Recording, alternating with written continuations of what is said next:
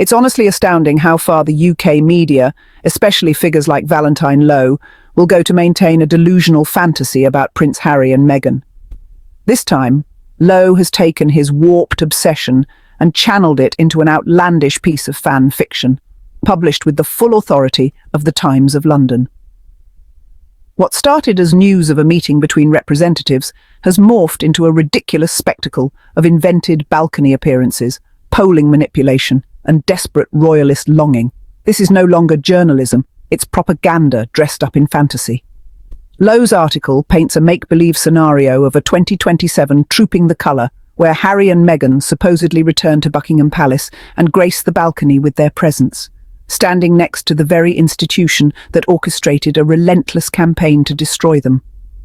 In this bizarre daydream, Meghan flashes a dazzling smile, while Harry scowls slightly, and Lowe wonders aloud whether the crowd would cheer, boo, or treat them with indifference.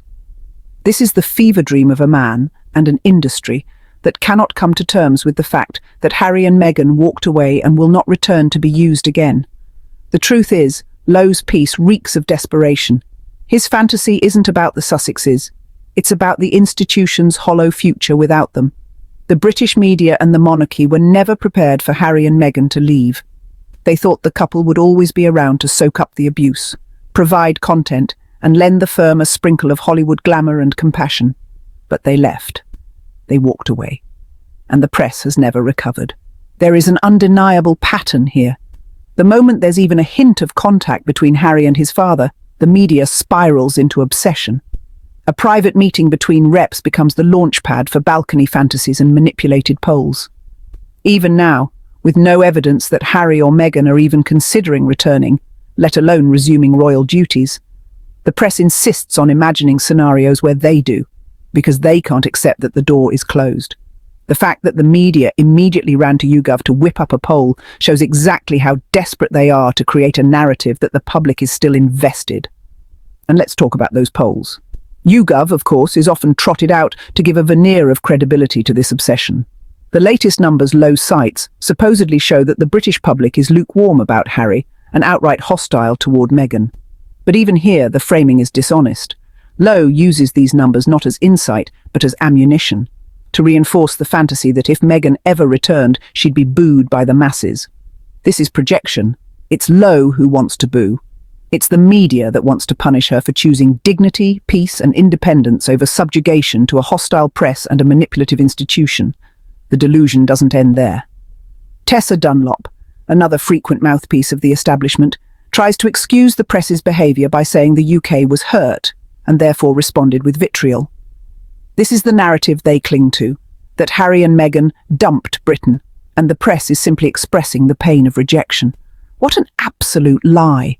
You don't abuse someone for years, then cry that you were hurt when they leave. The vitriol wasn't the result of heartbreak. It was the exposure of deep-seated racism, classism, and resentment toward anyone who dares to reject the Crown's toxic grip. This idea that we slagged them off because we loved them is grotesque. It is a gaslighting tactic meant to reframe abuse as affection. The truth is, the press doesn't want them back because they love them. They want them back because they need to feed on them. They want them back to tear them down again. They want them back to parade around like trophies while privately resenting everything they represent: progress, independence, emotional intelligence, and refusal to play a centuries-old game of deference and silence. And the most insulting part, this narrative assumes that Harry and Meghan would ever agree to return to the very institution that tried to destroy them. It assumes they would willingly put their children in that environment. It assumes they'd step back into a role where their every word, gesture, and outfit would be dissected, twisted, and weaponized. It assumes they'd subject their family to that same circus for the sake of appeasing a bitter, divided country and an outdated monarchy. They won't, and that's what's driving Lowe and the rest of the royal rota mad. Meghan and Harry have moved on. They have built a life that centres purpose, privacy, and peace. They are raising their children in a space of love and safety, far from the racist tabloid machine that once stalked Meghan's every move and drove her to the brink. They are thriving in their own way, and that is what the British press cannot stand. Valentine Lowe doesn't write with journalistic integrity. He writes with entitlement. He believes he and his fellow royal reporters are owed access to Harry and Meghan, owed appearances, owed content. And when that access is denied, when the content dries up, they turn to fabrication. The whole balcony fantasy is not about the future. It's about the press trying to rewrite the past and control a future that they no longer have any influence over. The obsession with Meghan in particular reveals something even darker. The numbers low sites show that older Brits have internalized the media's years-long smear campaign, while younger generations remain largely indifferent or supportive. This generational divide is stark, and it shows that the UK media's influence is waning. Their attacks are landing less effectively with each passing year, and they know it. So they double down, creating more fan fiction and funneling more hate towards someone who hasn't stepped foot in their country in years. Meanwhile, the royal family continues to implode under its own weight. William, the supposed heir-in-waiting, continues to disappear from view. The Queen is gone. Charles is unpopular. The Waleses are facing more scrutiny for their laziness and emptiness than ever before. The institution is crumbling, and they know they can't rebuild it without Harry and Meghan. But it's too late. That bridge was burned by their own hands. And now, the media is left grasping at straws, hoping a balcony fantasy will distract the public from the fact that the monarchy is a hollow shell of its former self. Let's be clear. Harry and Meghan are never returning to play second fiddle to a family that vilified them. They are not returning to be humiliated. They are not returning to make the press feel whole again. And they are certainly not returning to fulfill the fever dreams of a man like Valentine Lowe. So to Lowe, to the British press, and to the aging monarchists clinging to their fading fantasies, let it go. Harry and Meghan are gone. They are not your emotional support animals. They are not your property. They are not your redemption story. The obsession must end. Because the more you cling to it, the more ridiculous you look to the rest of the world. Harry has a kind heart, but that does not mean he's naive. He sees the games being played. He sees how his father's office is manipulating narratives, leaking to the press, and sitting back as the media tears into his family once again. If anything, this balcony fantasy should be his warning sign.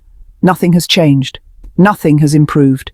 And any reconciliation that comes from this poisoned soil will bear bitter fruit. Stay in California, stay safe, stay free. Because here's what they won't admit out loud.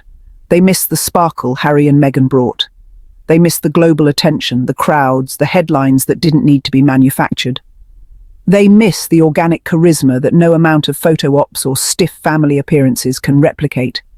They miss having two individuals who actually cared about issues beyond polished speeches and staged engagements. And they hate that the world sees through it now. They hate that Harry and Meghan, away from their toxic grasp, are living lives that reflect grace and strength, without needing the monarchy. The media wanted Harry to be the eternal sidekick. They wanted Meghan to serve silently, smile politely, and never, ever outshine anyone. When that didn't happen, when she refused to be diminished, they launched a hate campaign disguised as journalism. But the world watched. The world saw the cracks. And while the UK media may continue to churn out hit pieces, fantasies, and manipulative polls, the global audience knows who's living authentically. Let them write all the balcony fantasies they want. Let them imagine boos and cheers and indifferent crowds. Let them commission endless polls to manufacture consent for a reality that will never exist. Because no amount of writing will change the facts. Harry and Meghan walked away, and they're never coming back. And to Valentine Lowe, your fantasies say more about your bitterness and professional emptiness than they do about Harry and Meghan. You can't force them back into a box they've outgrown. You can't bully them into returning just to fill your next column. So maybe it's time to stop writing fiction and start confronting the truth. You've lost access, you've lost control, and the couple you can't stop dreaming about. They've already moved on. They left your monarchy, they left your country, and most importantly, they left your narrative. Game over.